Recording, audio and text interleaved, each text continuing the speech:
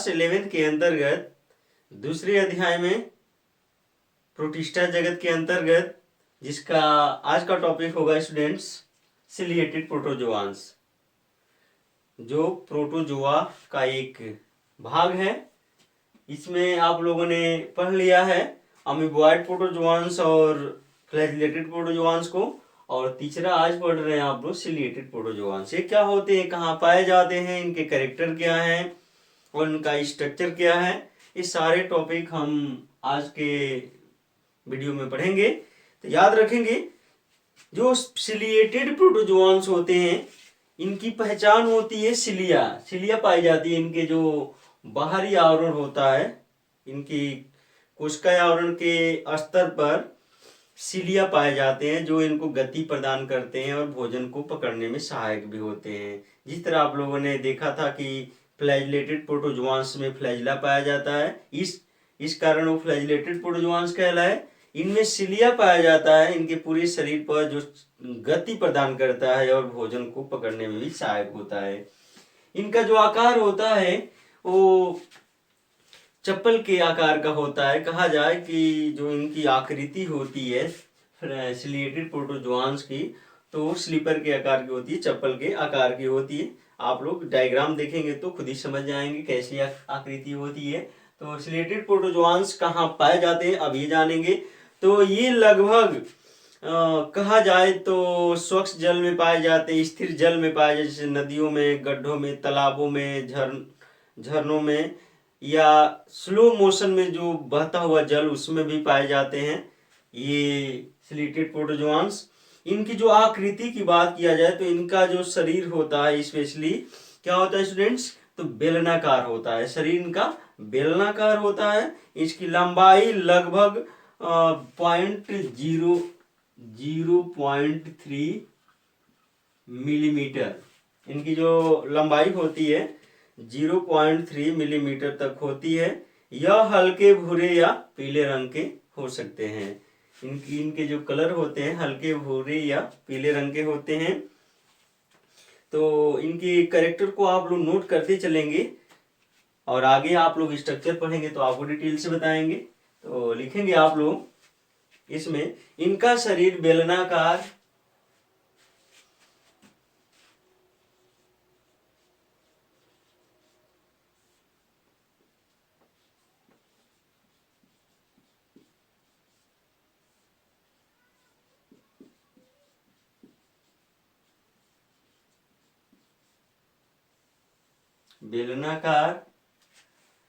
इनका शरीर बेलनाकार तथा इनकी लंबाई तथा इनकी लंबाई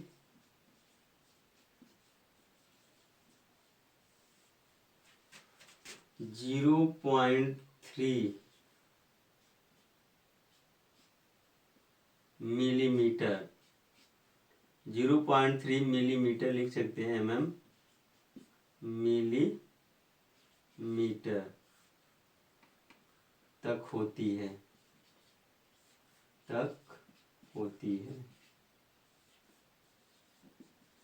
यहाँ पर आप लोगों ने देखा कि इनका शरीर बेलनाकार तथा इनकी लंबाई 0.3 मिलीमीटर तक होती है। यह हल्के भूरे या पीले रंग के हो सकते हैं। ये हल्के भूरे या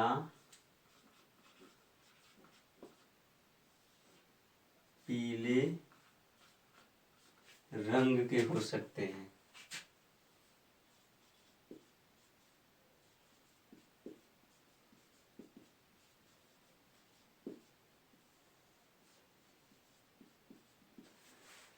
ये हल्के भूरे या पीले रंग के हो सकते हैं। अब इनकी सामान्य लक्षण को देख लेते हैं। इनकी सामान्य लक्षण निम्न है। इनके मुख्य लक्षण निम्न है, लिख सकते हैं, मुख्य लक्षण निम्नलिखित है।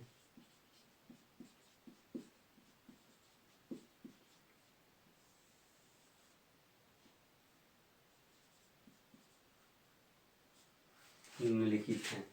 पहला पॉइंट यदि आप लोग लिखेंगे, इसको ए से डिनोट करते हैं। इसमें पहला आप लोग लिखेंगे कि ये जलीय एवं सक्रिय परभक्षी हैं। ये जलीय एवं सक्रिय परभक्षी हैं।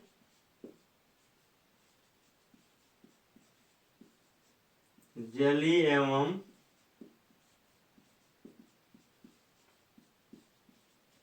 सक्रिय परभक्षी हैं।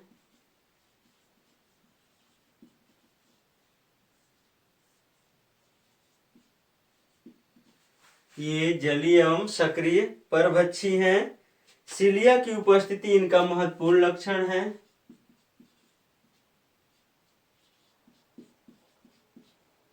सिलिया की उपस्थिति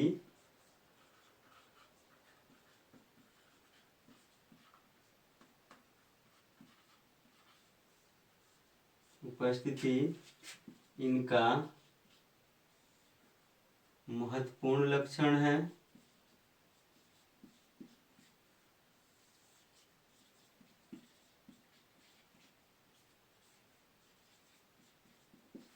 सिलिया की उपस्थिति इनका महत्वपूर्ण लक्षण है, जिसके द्वारा ये क्या करते हैं स्टूडेंट्स, जिसके द्वारा भोजन पकड़ते हैं एवं एक स्थान से दूसरे स्थान तक जाते हैं। जिसके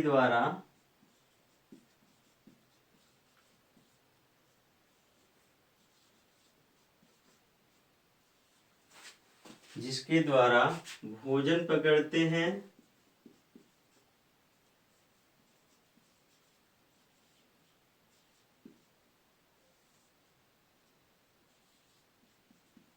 एवं गति भी करते हैं।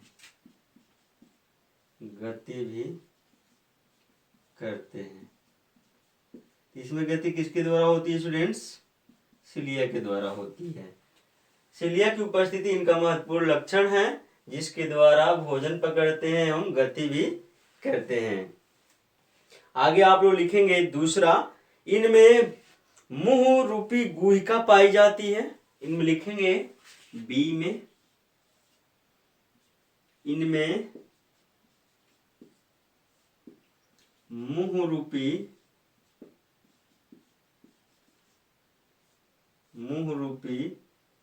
गुहिका पाई जाती है।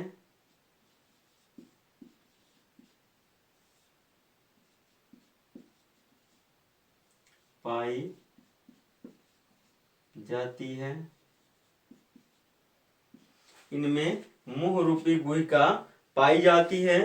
सिलिया द्वारा उत्पन्न पानी की लहरों द्वारा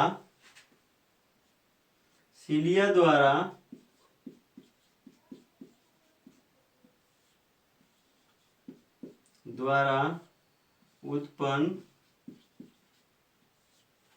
पानी की लहरों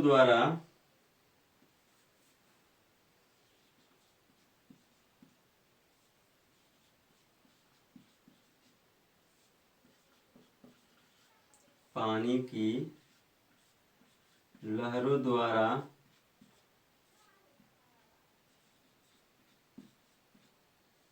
पानी की लहरों द्वारा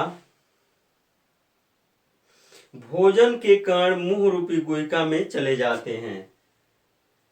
सिलिया द्वारा उत्पन्न पानी की लहरों द्वारा भोजन के कण कहाँ चले जाते हैं? मुंह रूपी गुहिका में चले जाते हैं। भोजन के कण मुंह रूपी गुहिका में चले जाते हैं।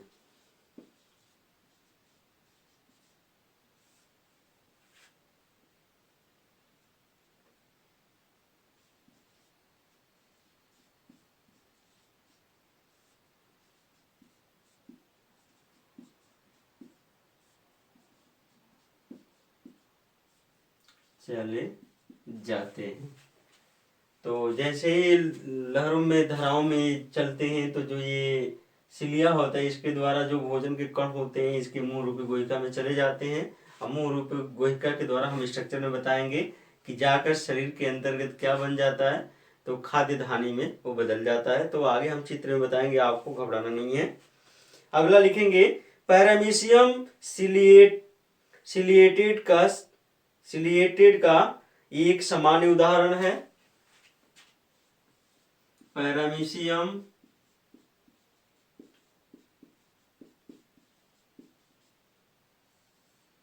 सिलिएटेड प्रोटोजोआंस का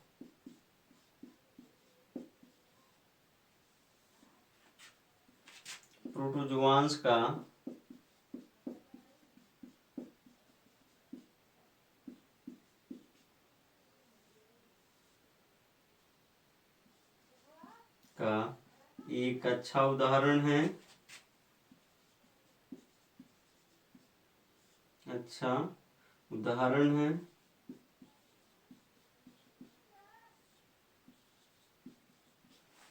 तो आप लोगों ने देखा यहाँ पर कि जो पैरामीशियम होता है सिलिएटेड प्रोटोजोआंस का एक अच्छा उदाहरण है। सिलिएटेड प्रोटोजोआंस में दो केंद्रक पाए जाते हैं। सिलिएटेड प्रोटोजोआंस में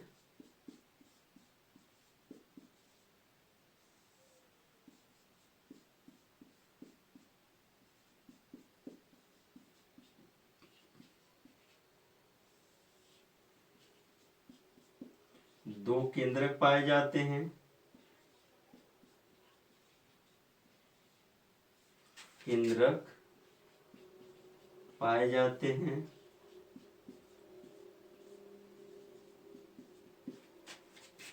एक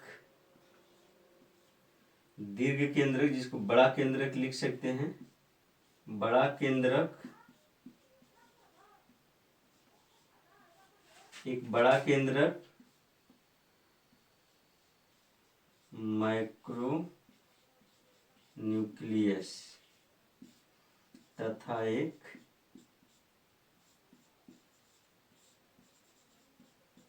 छोटा केंद्रक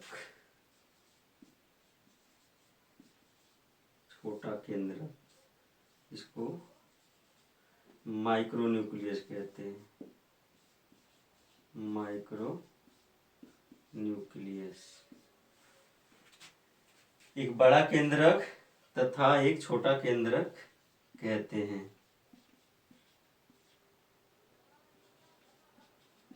यहाँ पर आप लोगों ने देखा कि जो इनमें सिलिएटेड प्रोटोजोआंस होते हैं इसमें दो केंद्रक पाए जाते हैं, एक बड़ा एक छोटा केंद्रक, और अलग अलग नामों से जाना भी जाता है।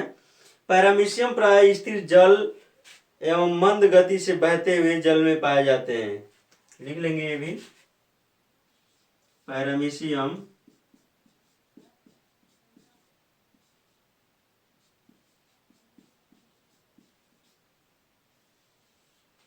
स्थिर जल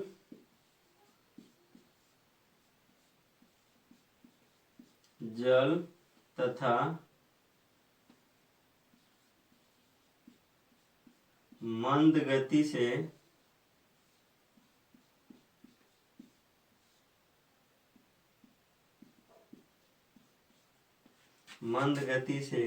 बहते हुए जल में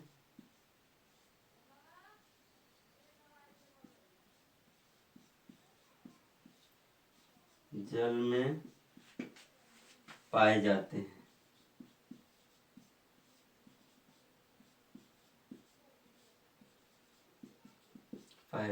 जैसे में देखेंगे कहाँ कहाँ पाए जाते हैं।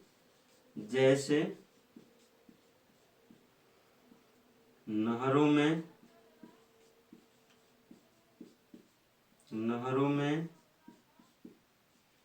नदियों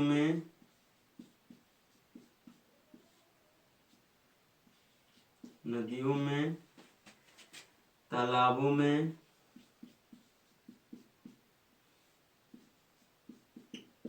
गड्ढों में,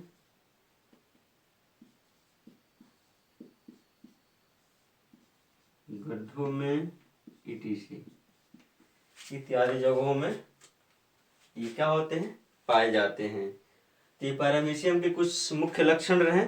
आगे भी लक्षण है, उनको आप लोग नोट कर लेंगे।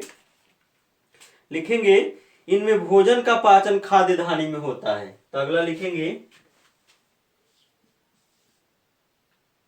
इनमें भोजन का पाचन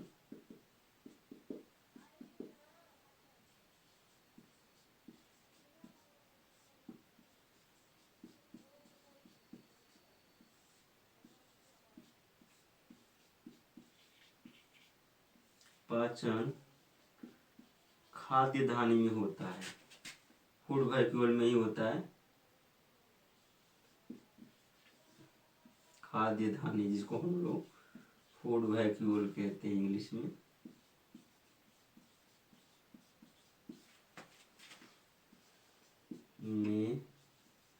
होता है। तो आप लोगों ने देखा स्टूडेंट्स, इनमें भोजन का पाचन क्या होता है, खाद्य धानी फूड वैक्यूल में होता है। संकुचनशील रिक्तिका इसमें जो पाई जाती है, अगला इसका कैरेक्टर लिखेंगे संकुचनशील रिक्तिका के बारे में।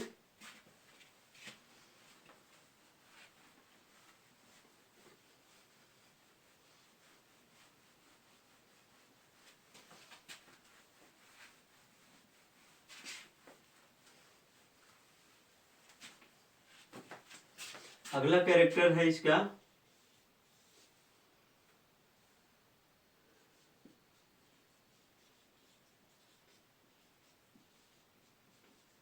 संकुचनशील रिक्तिका, इसमें भी पाई जाती है।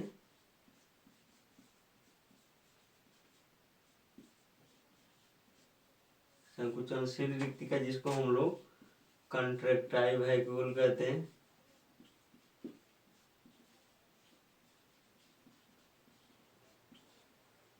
संकुचनशील रिक्तिका इनमें परासरण नियमन का कार्य करती है।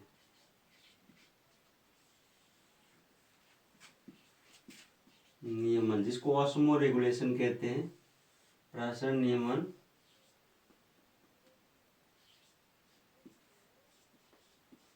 का कार्य करती है।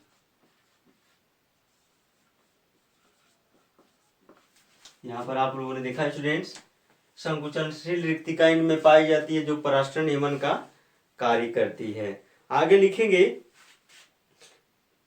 पैरामीशियम में जल अनेक जनन अनेक विधियों द्वारा होता है, लिख सकते हैं।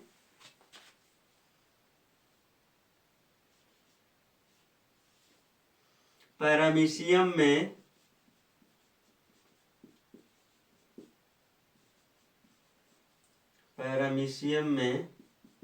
अलैंगिक जनन,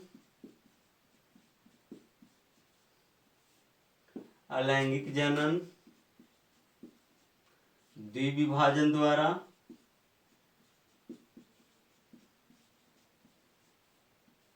बाइनरी फ्यूजन द्विविभाजन द्वारा तथा लैंगिक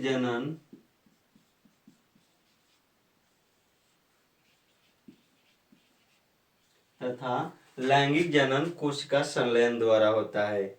लैंगिक जनन किसके द्वारा होता है स्टूडेंट्स, तो लैंगिक जनन कोशिका संयुग्मन द्वारा होता है।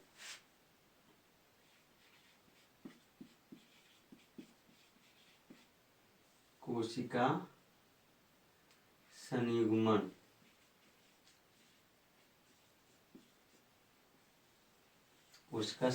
जिसको साइटोगेमी कहते हैं, साइटोगेमी के द्वारा होता है।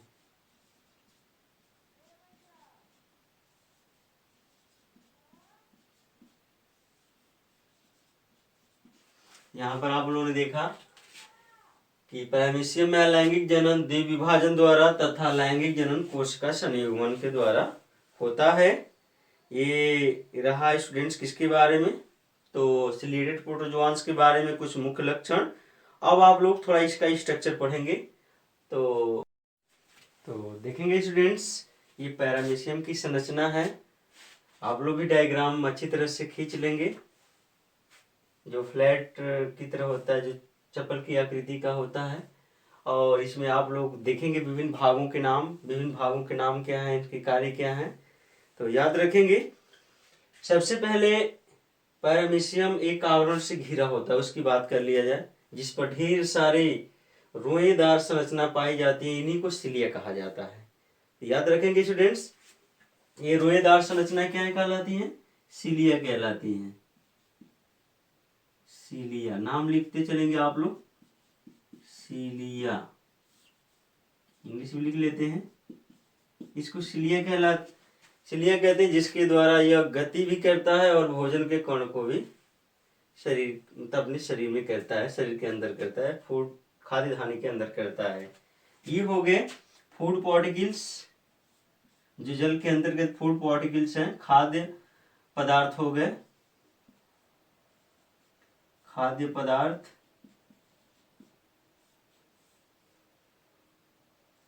फूड पार्टिकल्स, ये फूड पार्टिकल्स हो गए स्टूडेंट्स, खाद्य पदार्थ हो गए। आगे ये ओरल ग्रुप्स हैं, इसको कहा जाता है ओरल ग्रुप्स, ग्रुप, मुख गुहिका, इसी को मुख गुहिका कहते हैं। याद रखेंगे, ये ओरल ग्रुप दिख रहे हैं, मुख गुहिका, जिसके द्वारा भोजन के कण, खाद्य पदार्थ, फूड पार्टिकल्स अंदर आते हैं, शरीर के अंदर आते हैं और एक संरचना में एकत्र हो जाते हैं, जिसको हम लोग खाद्य धानी कहते हैं। तो जो फूड मटेरियल मुख गुहिका के द्वारा अंदर आ रही है, वो एक झिल्ली द्वारा पैक हो जा रही है। देख रहे हैं स्टूडेंट्स, झिल्ली द्वारा पूरा पैक हो जा रही है, जिसको हम लोग खाद्य रिक्तिका कहते हैं। ये हो गए खाद्य रिक्तिका।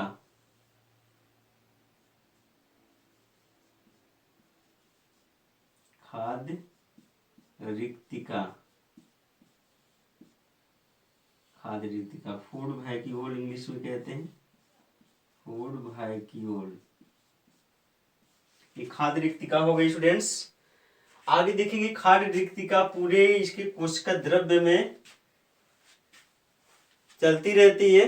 खाद्य रिक्तिका पूरे कोशिका द्रव्य में मूव करती रहती है, गति करती रहती है और इसी में इसका पाचन भी हो जाता है। खाद्य रिक्तिका में ही इसका पाचन हो जाता है और पाचन होने के बाद यह अपशिष्ट पदार्थ के रूप में बाहर में निकलता है। देख रहे हैं स्टूडेंट्स, यहाँ से बाहर निकल जाता है।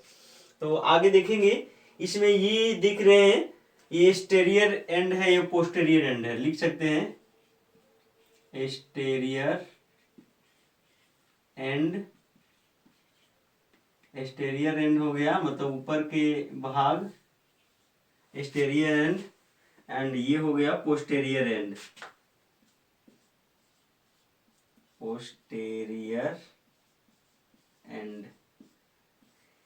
ये पोस्टेरियर एंड हो गया, ये एस्टेरियर एंड हो गया। याद रखेंगे एंटेरियर है, एंटेरियर है, एंटेरियर एंड और पोस्टेरियर एंड। तो यहाँ पर एंटेरियर एंड है, तो बच्चों आप लोग देखेंगे कि एंटेरियर एंड में जो संकुचनशील रिक्तिका होती है, दोनों साइड में उपस्थित होती है, एंटेरियर और पोस्टेरियर में। तो यहाँ पर आप लोग नोट कर लेंगे, ये हो गई आपकी संकुचनशील रिक्तिका।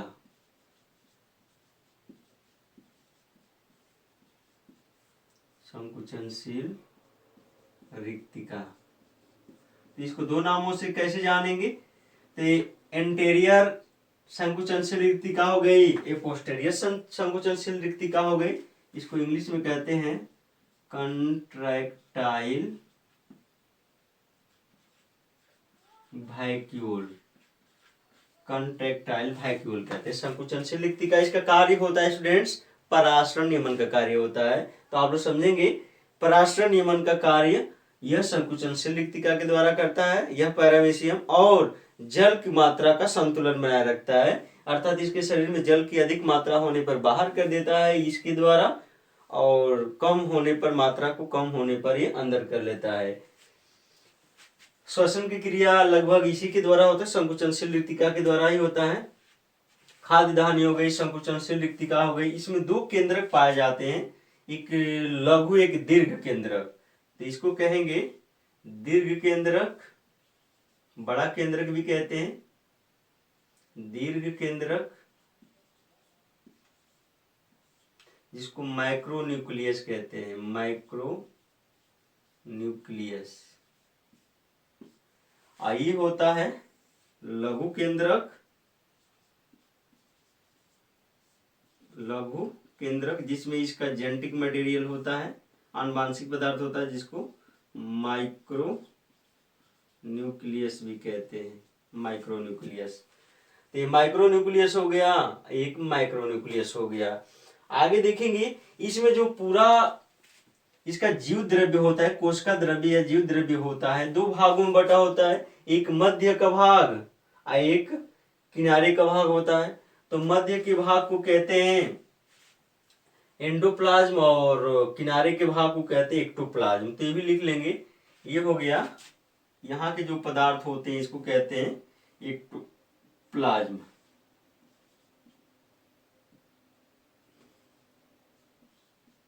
एक्टोप्लाज्म,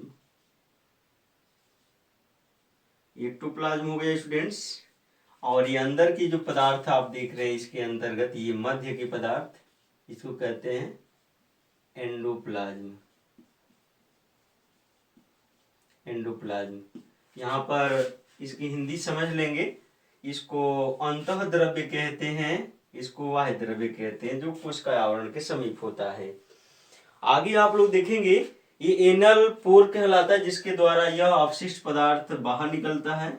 एनल पोर,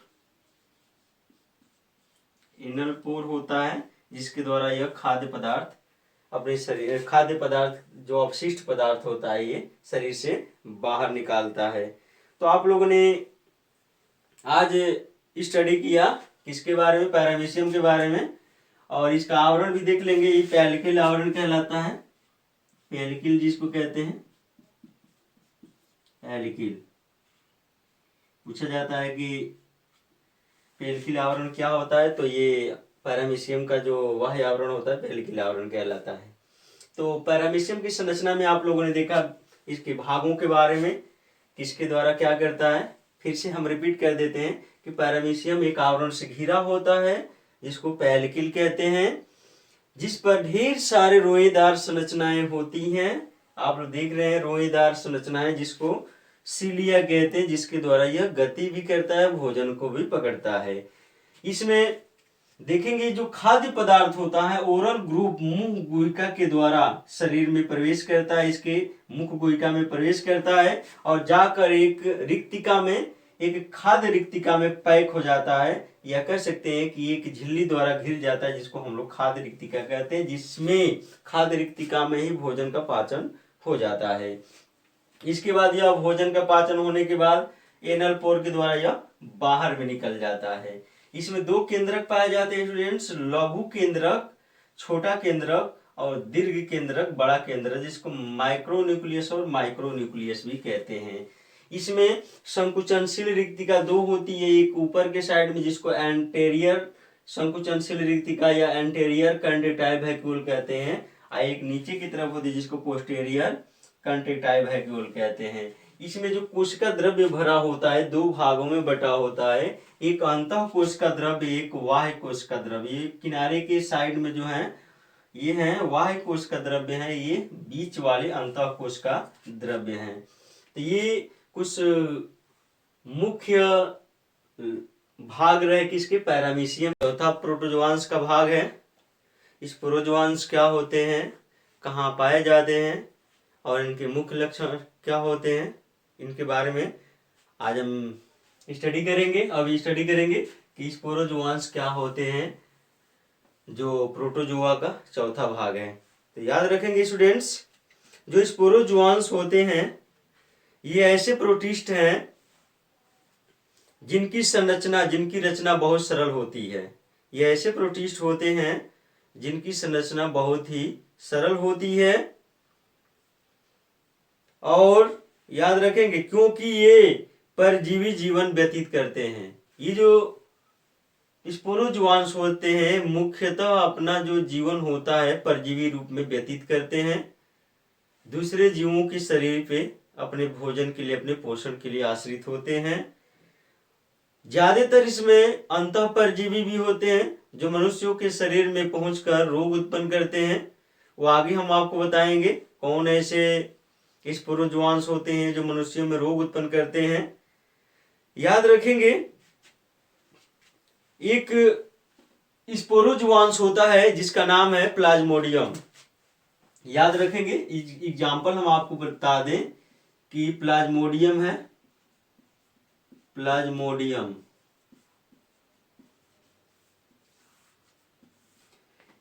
यह जो प्लाज्मोडियम होता है एक प्रकार का स्पोरोजोआंस होता है स्टूडेंट्स, और मनुष्य में एक रोग उत्पन्न करता है जिसका नाम होता है, यह मनुष्य में रोग उत्पन्न करता है, याद रखेंगे, मनुष्य में रोग उत्पन्न करता है जिसका नाम है मलेरिया। मलेरिया रोग उत्पन्न करता है। बहुत सारे स्टूडेंट्स कहते हैं कि मलेरिया रोग मादा एनाफिलीज मच्छर के द्वारा होता है। तो याद रखेंगे मादा एनाफिलीज जो मच्छर होती है, याद रखेंगे ये जो मादा एनाफिलीज मच्छर होती है,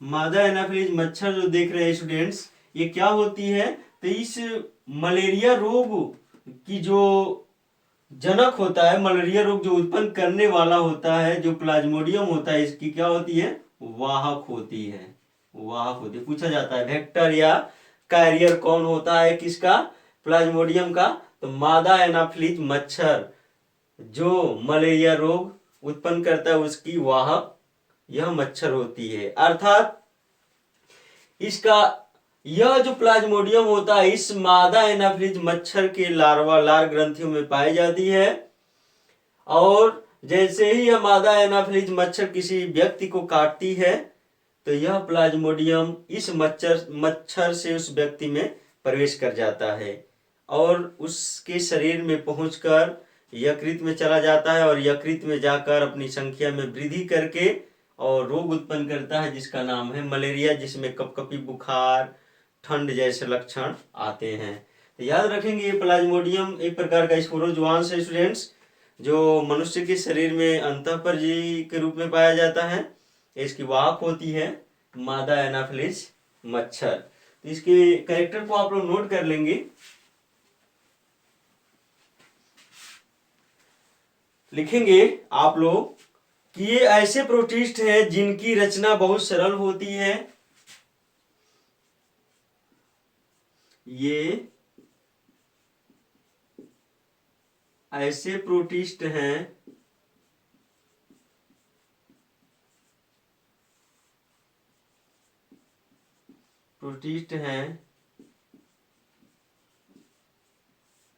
जिनकी रचना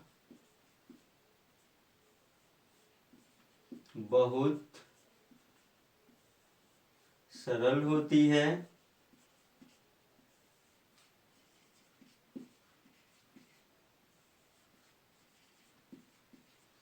जिनकी रचना क्या होती है स्टूडेंट्स, बहुत सरल होती है। तो आप लोगों ने देखा कि ये ऐसे प्रोटिस्ट हैं जिनकी रचना बहुत सरल होती है, क्योंकि ये परजीवी के रूप में जीवन व्यतीत करते हैं, क्योंकि ये अपना जीवन परजीवी के रूप में व्यतीत करते हैं, क्योंकि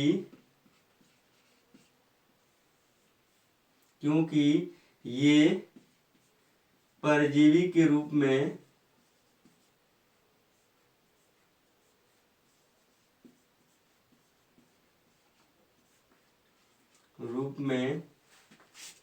अपना जीवन व्यतीत करते हैं।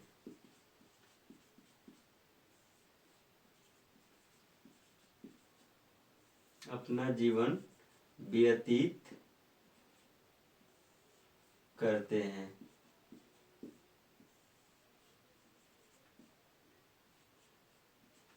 यहाँ आप लोगों ने देखा स्टूडेंट्स इनके बारे में कि ये ऐसे प्रोटिस्ट हैं जिनकी रचना बहुत सरल होती है, क्योंकि ये परजीवी के रूप में अपना जीवन व्यतीत करते हैं। अगला इसका इंपॉर्टेंस देखेंगे, इनका अगला कैरेक्टर क्या है। तो मलेरिया परजीवी जिसका नाम है प्लाज्मोडियम, जस्ट अभी आप लोगों को बताए हैं, मलेरिया परजीवी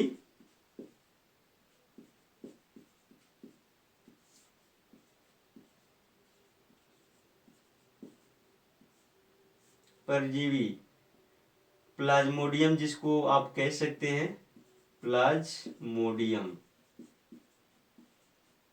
यह मलेरिया रोग उत्पन्न करने वाला जीव है। मलेरिया परजीवी प्लाज्मोडियम क्या होता है, यह अपना जीवन चक्र मनुष्य तथा मच्छर में पूरा करता है। मतलब यह जो प्लाज्मोडियम देख रहे हैं स्टूडेंट्स, मलेरिया परजीवी होता है, यह अपना जीवन मच्छर तथा मनुष्य दोनों में व्यतीत करता है। तो लिख लेंगे, यह अपना जीवन चक्र, यह अपना जीवन चक्र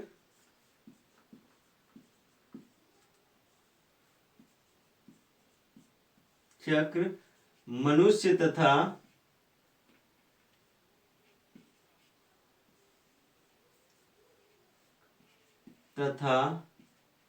मच्छर, यह अपना जीवन चक्र मनुष्य तथा मच्छर, मच्छर का आपको नाम हमने बता रखा है मादा एनाफिलीज,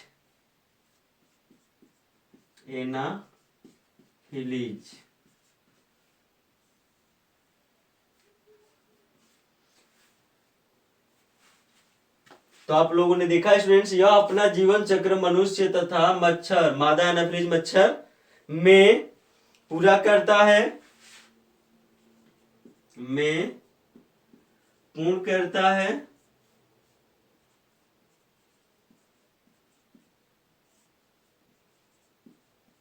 पूर्ण करता है। यहाँ आप लोगों ने देखा कि जो मलेरिया परजीवी प्लाज्मोडियम होता है, यह अपना जीवन चक्र मनुष्य तथा मच्छर दोनों जगह अपना जीवन चक्र पूर्ण करता है।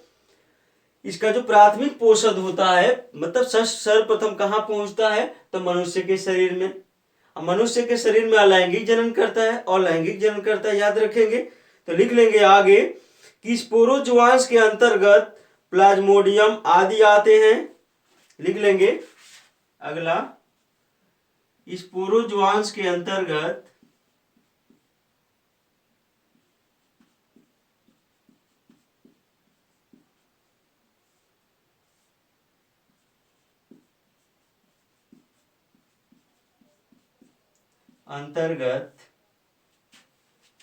प्लाज्मोडियम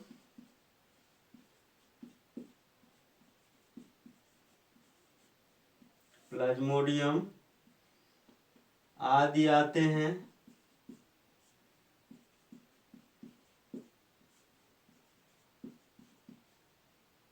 प्लाज्मोडियम में और भी हैं, आदि आते हैं। तो आप लोगों ने देखा कि ये स्पोरोजोआंस के अंतर्गत प्लाज्मोडियम आते हैं। ये सभी क्या होते हैं, अंतःपरजीवी रोग एवं रोगजनक होते हैं। ये इनकी कई प्रजातियां होती है प्लाज्मोडियम की, जैसे प्लाज्मोडियम फैंसीपेरम, प्लाज्मोडियम मलेरियाई, प्लाज्मोडियम आपके ओवेल है, फिर कई प्रजातियां होती है प्लाज्मोडियम के। सब रोग ही उत्पन्न करते हैं। और किस रोग को उत्पन्न करते हैं, तो मलेरिया रोग को उत्पन्न करते हैं। कोई घातक होता है, कोई कम घातक होता है, तो उसको आगे आपको पढ़ना है। तो स्पोरोजोआंस के अंतर्गत प्लाज्मोडियम आदि आते हैं। ये सभी अंतःपरजीवी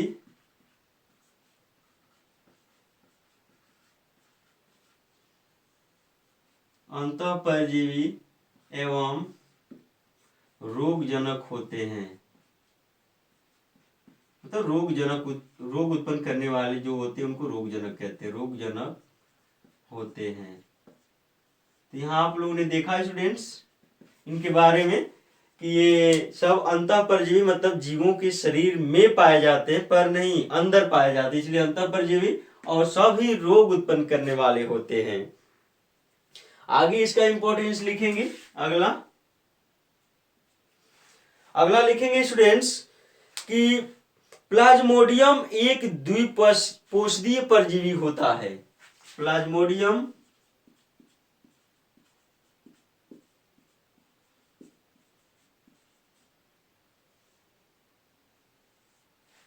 एक द्विपोषी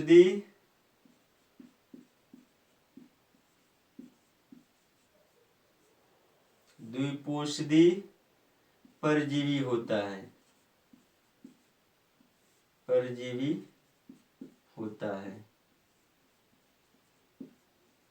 तो यहाँ आप लोगों ने देखा स्टूडेंट्स, जो प्लाज्मोडियम होता है यह द्विपोषदीय परजीवी होता है, मतलब इसके दो पोषद होते हैं। आगे आपको लिखना भी है, क्योंकि इनका जीवन चक्र दो अलग अलग पोषदों में पूरा होता है। क्योंकि इनका जीवन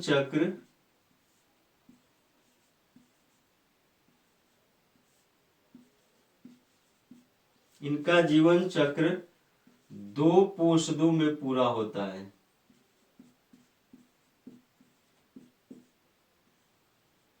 दो पोषदों में पूरा होता है।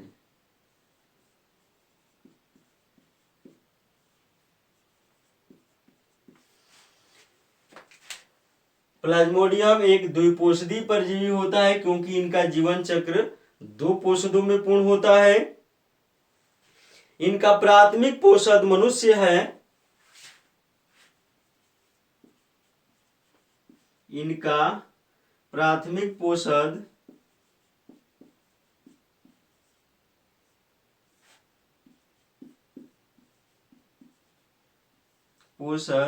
मनुष्य है।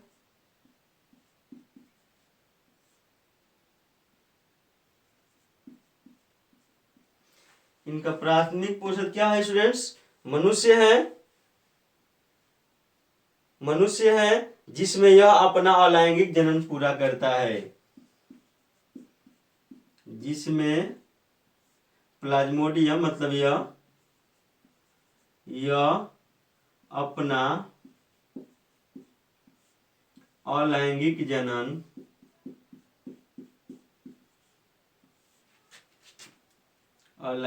जनन पूर्ण करता है।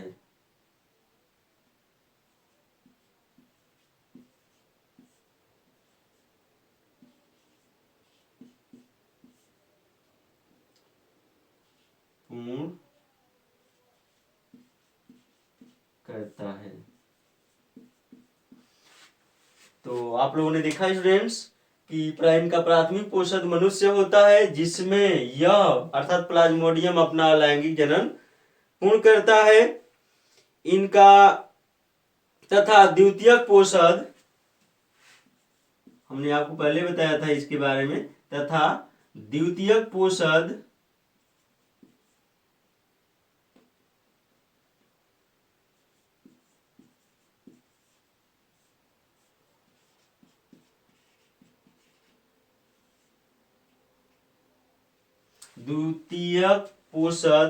मादा एनाफिलीज मच्छर होती है। मादा एनाफिलीज मच्छर होती है। मादा एनाफिलीज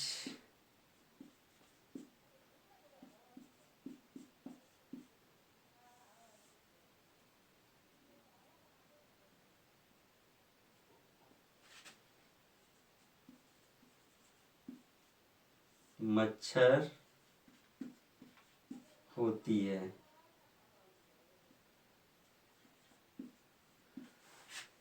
द्वितीय पोषक मादा एनाफिलीज मच्छर होती है, जिनमें प्लाज्मोडियम अपना लैंगिक जनन पूरा करता है। जिसमें प्लाज्मोडियम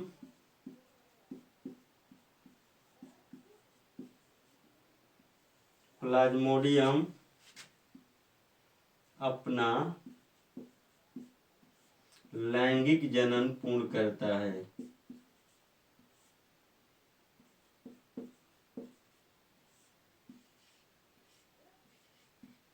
पूरा करता है।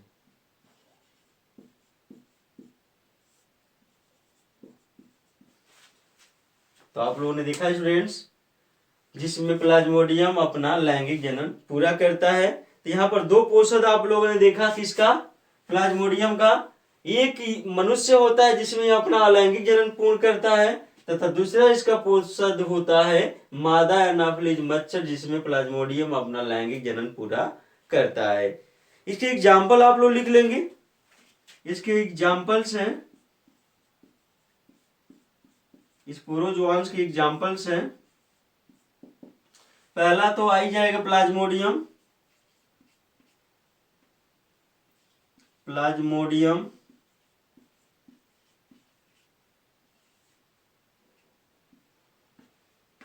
दूसरा आप नोट कर लेंगे टोक्सोप्लाज्मा,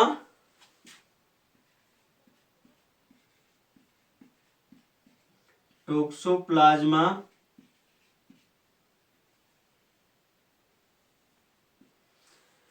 दूसरा स्टूडेंट्स टोक्सोप्लाज्मा गोंडी, पूरा नाम लिख लेंगे टोक्सोप्लाज्मा गोंडी।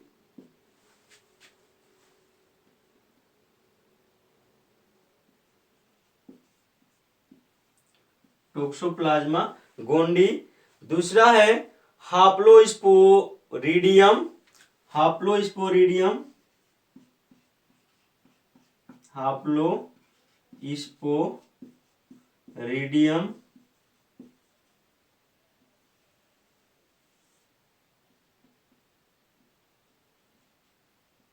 हाप्लोस्पोरिडियम ETC। और भी ढेर सारे हैं, इतना ही आप लोग याद रखेंगे काफी है। तो आप लोगों ने स्पोरोजोआंस के एग्जाम्पल्स भी देख लिए और उनका मुख्य कैरेक्टर भी देख लिए, याद रखेंगे। आज के वीडियो में इतना ही रहने देते हैं। इस तरह आप लोगों का जो प्रोटिस्टा जगत है पूर्ण रूप से खत्म हो गया। आगे हम पढ़ेंगे तीसरा जगत है जिसका नाम है कवक जगत।